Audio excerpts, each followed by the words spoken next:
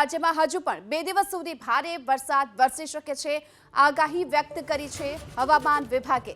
આગામી 2 દિવસ રાજ્યના કેટલાક ભાગોમાં અતિ ભારે તો કેટલાક જિલ્લામાં ભારે વરસાદ પણ વરસી શકે છે। જો આજની વાત કરીએ તો અરવલ્લી મહીસાગર જિલ્લાના છૂટાછવાયા સ્થળો પર ભારેથી અતિ ભારે વરસાદ વરસી શકે છે, જ્યારે કે ભાવનગર, વલસાડ, સાબરકાંઠા, ગાંધીનગર, ખેડા, પંચમહાલ, દાહોદ, છોટાઉદેપુર જિલ્લાના છૂટાછવાયા ભાગોમાં ભારે વરસાદની આગાહીને લઈ હવામાન વિભાગે યલો એલર્ટ જાહેર કર્યું છે।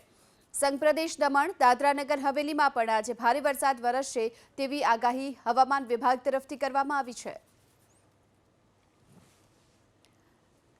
તો હજુ પણ આગામી દિવસોમાં રાજ્યમાં વરસાદી માહોલ યથાવત રહેશે અને આ સાથે જ આજના દિવસે જો વાત કરીએ તો સાબરકાંઠા, ગાંધીનગર, ભાવનગર, વલસાડમાં, ખેડા, પંચમહાલ, દાહોદ, છોટાઉદેપુર જિલ્લાના છૂટાછવાયા ભાગોમાં ભારે વરસાદ વરસી શકે છે।